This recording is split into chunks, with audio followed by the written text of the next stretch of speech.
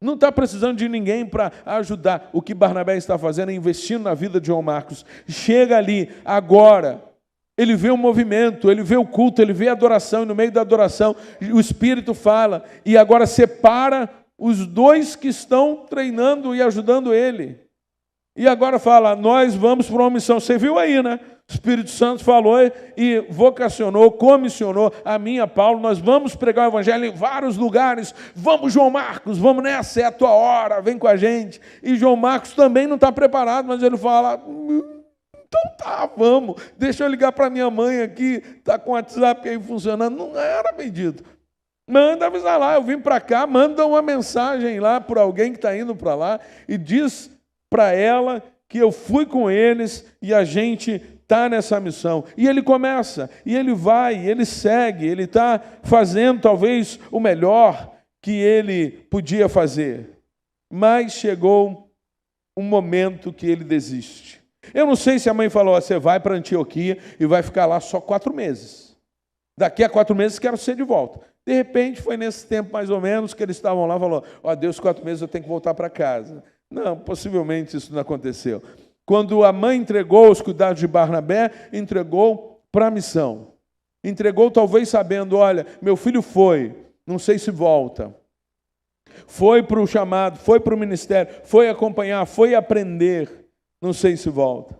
Talvez, João começou a perceber, João Marcos começa a perceber que o negócio vai ficar ruim.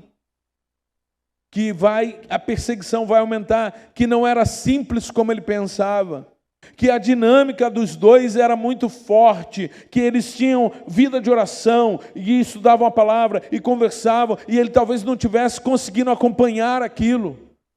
Ele não estava preparado para aquele momento. Talvez ele não estava preparado, inclusive, para enfrentar as dificuldades e perseguições que viriam. Quando João Marcos deixa os dois, a próxima cidade, Antioquia da Psídia, é quando eles são expulsos da cidade. Ainda não são espancados. Logo, em uma outra cidade, Paulo será espancado, deixado como morto. Talvez Deus, eu não sei, mas talvez Deus tenha colocado no coração esta incapacidade, esse desejo de desistir, porque ele não estava pronto para viver aquilo. E talvez ele fosse comprometer toda a sua história. Deus também estava investindo na vida de João Marcos. Só que o projeto de Deus estava um pouco diferente do de Barnabé. E agora então, João Marcos desiste. E ele abandona os dois. Tem gente que escreve sobre isso e diz que João Marcos, então, abandonou a fé, perdeu a salvação, e depois, então, quando ele se converte e tal, e aí tenta justificar, porque tem gente que acredita que quando alguém se afasta, perdeu a salvação. Falávamos sobre isso pela manhã. Na nossa classe surgiu essa questão, é uma questão que de tempo em tempo eu preciso falar sobre ela. Então o crente, o salvo, perde a salvação. Então João Marcos aqui era um seguidor de Jesus, recebeu o Espírito Santo, estava entre os 120 certamente na sua casa, ele perdeu a salvação, desistiu do caminho. Claro que não cremos dessa maneira. Em linhas gerais, não cremos que o crente perde aquilo que ele não pode comprar. Ninguém pode perder aquilo que não fez nada para ganhar. A salvação é de graça. O que significa que na hora que com compaixão, misericórdia e graça, Deus olhou para você, Jesus ofereceu a sua mão, o seu perdão a você, você não merecia. Você não foi salvo porque ele olhou e falou, está aí, gente boa, estou olhando para o futuro dessa pessoa, só vai fazer coisa boa, vou salvar esse bendito aí. Não, ele olhou para você, viu sua miséria, viu que você não tem condição nenhuma de fazer o bem sozinho, e ele, com a graça dele, ofereceu perdão e salvação para você. Nenhum mérito, nenhum merecimento. E se você não pôde fazer nada para ganhar nenhum merecimento, nenhuma obra, como é que algum dia você vai fazer uma obra para desmerecer? Nunca foi merecimento. Como um dia eu poderei desmerecer aquilo que me foi dado de graça pelo sacrifício de Cristo? Aquilo que eu recebi de graça, eu recebi porque Ele é fiel para cumprir aquilo que ele prometeu. E se ele entrou na minha vida e disse que ninguém pode me arrebatar das mãos dele, ninguém pode me arrebatar das mãos dele, nem eu mesmo. Nem eu mesmo. Nós estamos nele, somos dele e ele está em nós. Uma outra coisa, a soberania de Deus, o seu poder e o seu conhecimento. Deus tem todo poder. Então, quando ele me salvou, ele fez uma obra completa. Deus não depende do amanhã, da semana que vem, do ano que vem, dos 10 anos que virão. Ele não depende de quem eu serei daqui a 20 anos. Quando ele me salva porque ele conhece minha história completa. Quando ele me salva, ele me coloca já no livro da vida, escreve meu nome. Ele não fala assim, vou escrever teu nome a lápis, porque sei lá o que você vai fazer nessa vida, hein? E aí, se um dia eu precisar, você vem e me surpreende com um pecadão, e aí eu vou ter que apagar teu nome lá do livro da vida. Então isso não existe. Se ele entra na minha vida, me salva, me perdoa, é porque ele, com o seu poder, vai me manter. Eu não serei fiel até a morte por causa do meu mérito também. Eu serei fiel porque ele vai me sustentar. Eu não vou cair? Claro que eu vou cair. Claro que eu vou tropeçar, claro que você vai falhar. Mas quando isso acontecer, o Espírito que habita em você convence você do pecado. Trabalha em você para que você possa se levantar. Aí você fala assim, mas puxa, tem alguém que está um tempão lá no mundo, afastado do Evangelho. Nós salvamos um monte de gente. E porque nós os salvamos, eles estão no mundo felizes da vida. E nós falamos que eles são afastados.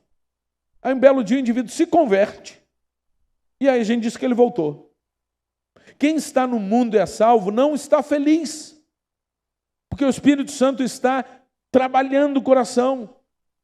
Ele acaba o dia igual eu e você quando pecamos. Perdão, Senhor, o que eu estou fazendo? Que loucura, me ajuda, me coloca de pé, por favor, me perdoa. Ele está lá do mesmo jeito. Se você encontra alguém feliz, que argumenta um monte de coisa para viver o seu pecado, você encontrou alguém que precisa do Evangelho. O que Jesus vai falar, você vê seu irmão pecando, procura uma vez. Ele não quer nada, procura com mais um irmão. Não quer nada, leva a comissão, leva para a igreja. Ele não quer nada, trata ele como um. Ele não é salvo. Prega o Evangelho para ele. Para de exortar a questão do pecado, prega o Evangelho. Ele precisa do Evangelho. Deus tem poder para nos manter e Deus tem todo conhecimento. Ele nos salvou aqui sabendo o que eu vou fazer daqui a 20 anos. Não vai chegar lá em 2050, uma bela manhã, acorda e eu fiz o negócio e Deus... Por essa eu não esperava. Estava aí andando com ele, usando esse bendito aí a vida toda, coloquei meu espírito nele, ele vai e me apronta essa. Que surpresa, hein?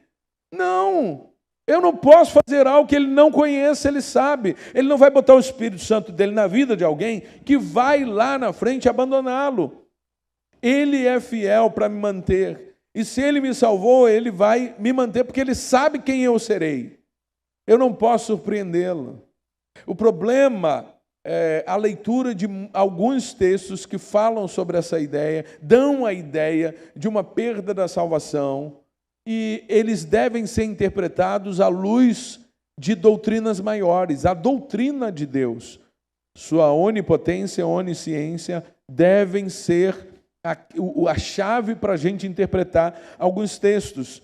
Então, bendito João Marcos estava com dificuldades, ele estava passando por algum momento, ele desiste da missão naquele momento, mas o que ele tem é o selo do Espírito Santo. Selo do Espírito Santo. O Espírito Santo é um selo. Quem é que pode quebrar esse selo? Você? Ninguém pode quebrar o selo do Espírito Santo, a marca dele, colocada por Deus na minha vida. O selo do Espírito Santo, então, ele me marca. E qual é a função dele? Por que é usada essa figura? Porque naquele tempo todo mundo sabia que um selo selava, fechava uma carta. Então aquele selo ficava ali intacto, uma cera colocada, que não podia ser quebrada. A correspondência deveria ser levada, entregue ao destinatário, e o destinatário olhava o selo e falava, está intacto, ninguém mexeu, ninguém viu, Foi entregue da forma correta e ele, para abrir, quebra o selo e então vê o conteúdo. É isto, bendito. O Espírito Santo vai ficar em nós até o dia que ele nos entregar ao Pai, no final da nossa história. Quando as pessoas falarem, morreu, perdeu, acabou tudo na vida dele, aí é que a história vai começar de verdade. Aí é que o selo se abre, nós somos entregues ao Pai para ver a eternidade com ele.